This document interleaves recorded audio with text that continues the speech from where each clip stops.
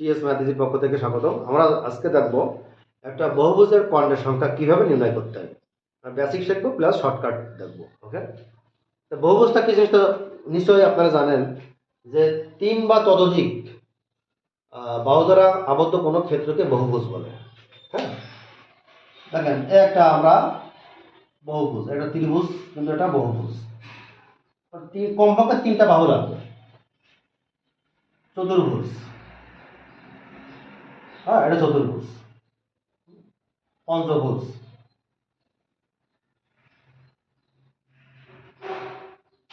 পঞ্চভুজ, ষড়ভুজ, সব কিন্তু বহুভুজ। ঠিক আছে, তা আমরা কর্ণের সংখ্যা বের করতে চাই। ঠিক আছে, একটা বহুভুজের কর্ণের সংখ্যা কত? আমরা কিন্তু একটা জানি যে এটা চতুর্ভুজের কর্ণের সংখ্যা কয়টা? দুটো, একটা দুটো আমরা জানি। হ্যাঁ, একটা ত্রিভুজের কর্ণের সংখ্যা কি আছে? যদি পরীক্ষায় প্রশ্ন আসে একটা ত্রিভুজের কর্ণের সংখ্যা কত? নাই, জিরো, শূন্য।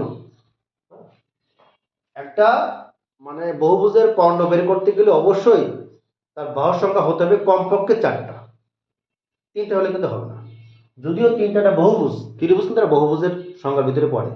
ওকে, এখন আমরা তাহলে যদি বলি একটা পঞ্চভুজের কর্ণ সংখ্যা কত, দেখেন তো আমরা একটু প্র্যাকটিক্যালি দেখি।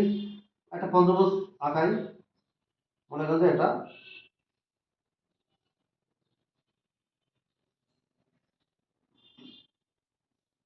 পঞ্চভুজ। ঠিক আছে, তাহলে আমরা যদি এটাকে আমরা কর্ণ আঁকানোর চেষ্টা করি, যদি বলি যে এই দেখেন তো এই বিন্দু থেকে, এখানে বিন্দু আছে এ বি সি ডি ই, এখানে পাঁচটা শীর্ষবিন্দু আছে। তাহলে কর্ণ কি হবে দেখেন, এই জায়গা থেকে বিপরীত শীর্ষ কি কি আছে দেখেন তো, সি আর ডি। তাহলে এইটা হবে কর্ণ, একটা কর্ণ, তাহলে দুটো কর্ণ। যদি বি চিন্তা করি, বি থেকে দুটো কর্ণ বেরোবে, আচ্ছা একটা আর একটা, আবার দুটো কর্ণ। সিতে আসে, সিতে দেখেন এই একটা কর্ণ অলরেডি আগেই পেয়ে গেছি, সেই জন্য আমাদের একটা ফাঁকা আছে, ওই একটা, আমরা একটা বলতে পারি।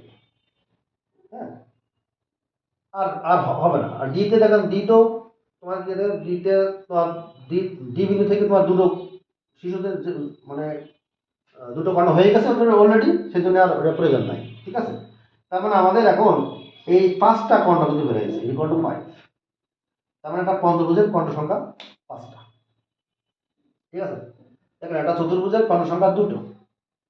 ঠিক আছে, কারণ এখানে এই শিশু থেকে একটাই শিশু ফাঁকা আছে, কর্ণ টানা যাবে, এখানটা টানা যাবে না, এখানটা টানা যাবে না। ঠিক না? অনুরূপভাবে আমরা ষষ্ঠ ষড়ভুজের কর্ণ ঠিক একইভাবে বের করতে পারবো আমরা। কেমনে? দেখেন আমরা একটা ষষ্ঠভুজ আঁকালাম, ষড়ভুজ,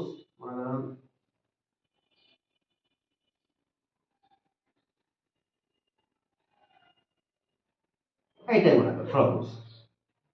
দেখেন আমি যদি এইটা চিন্তা করি, A B C D E F, যদি আমি এস এই বিন্দু চিন্তা করি, দেখেন এখান থেকে চলে যাবে বিপরীত শীর্ষ কয়টা দেখেন তো, একটা দুটো তিনটা, তাহলে তিনটা কর্ণ হবে কিন্তু। দেখেন একটা কর্ণ, একটা কর্ণ, একটা কর্ণ।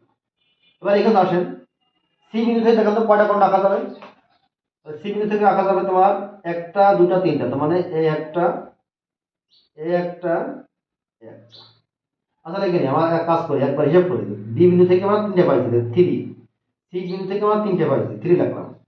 এবার ডিতে আসেন, ডি থেকে কটা করা যাবে? তিনটা। তার মানে আমাদের এখান থেকে যাবে এখানে একটা, এখান থেকে যাবে এখানে একটা, আর এখান থেকে কিন্তু আগে আছে, তার মানে দুইটা যাবে, দুইটা পেলাম। হ্যাঁ, এবার ইতে আসেন, ইতে কটা পাবো আমি দেখুন তো, এটাকেও তিনটা, কিন্তু অলরেডি আমাদের এখানে দিয়ে আছে, এখানে দিয়ে আছে, একটা ফাঁকা আছে, এইটা, তার মানে একটা, তার মানে আমাদের নয়টা। ঠিক আছে, আমাদের কর্ণ সংখ্যা চিত্রের মাধ্যমে আমরা বের করতে মানে ব্যাখ্যা করলাম আর কি। ঠিক আছে, আমরা একটা সহজ একটা শর্টকাটের মাধ্যমে আমরা এই কর্ণ বের করতে পারি। কিরকম? এই সূত্র একটু দেখে নেন, সূত্রটা হলো সোজা সূত্র, সেটা হলো n into n minus three by two. এই সূত্র দিয়ে আমি সব বের করতে পারবো। আচ্ছা, যদি বলি একটা চতুর্ভুজের কর্ণ সংখ্যা, আমরা এটা চিন্তা করি।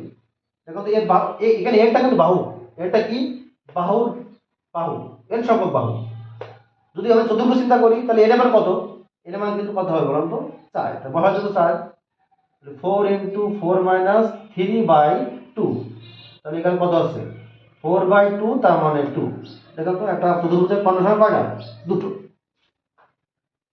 যদি আমি এটা চিন্তা করি, একটা পঞ্চভুজ চিন্তা করি, পঞ্চভুজের ক্ষেত্রে দেখুন তো এর মান বলা তো, এর মান যদি 5 হয় তাহলে 5 মাইনাস 3/2, তার মানে 5 ইন্টু 2/2, তার মানে 5, 2 চলে গেল। অনুরূপভাবে যদি আমি n এর মান যদি আমি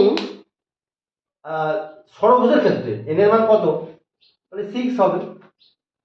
দেখো তো 6 যদি বসাই তাহলে 6 ইন্টু 6 মাইনাস 3/2, তার মানে কত 6, আর এখানে 3/2, তার মানে কেটে গেল 3, তার 3 দিকে 9, ঠিক আছে। তো আমরা একটা সূত্রের মাধ্যমে কিন্তু একটা বহুভুজের কর্ণ সংখ্যা ইজিলি বের করতে পারি, ঠিক আছে। তোমার যে কোনো অঙ্ক আপনারা পারবেন। হ্যাঁ, পরীক্ষায় যদি আসে যে একটা বহুভুজের মানে একটা 10 ভুজের কর্ণের সংখ্যা কত, একটা 10 ভুজের কর্ণের সংখ্যা কত, তাহলে n এর মান 10, 10 মাইনাস কত 3/2, তার মানে এখানে 5 পাবো কাটাকাটি করে, আর এখানে 7, তার মানে 35।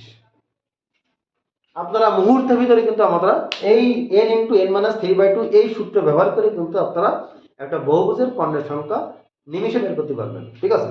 একটা যদি ত্রিভুজ দেখান, ত্রিভুজের দেখেন তো কর্ণ আছে কিনা, ভাগ সংখ্যা কত 3 না, 3 ইন্টু 3 মাইনাস 3 কত 2, তার মানে উপরে 0/2, তার মানে 0, তার মানে একটা ত্রিভুজের কোনো কর্ণ নেই, ঠিক আছে। জিনিসটা আশা করি আপনারা ক্লিয়ার হয়েছে। আল্লাহ হাফেজ।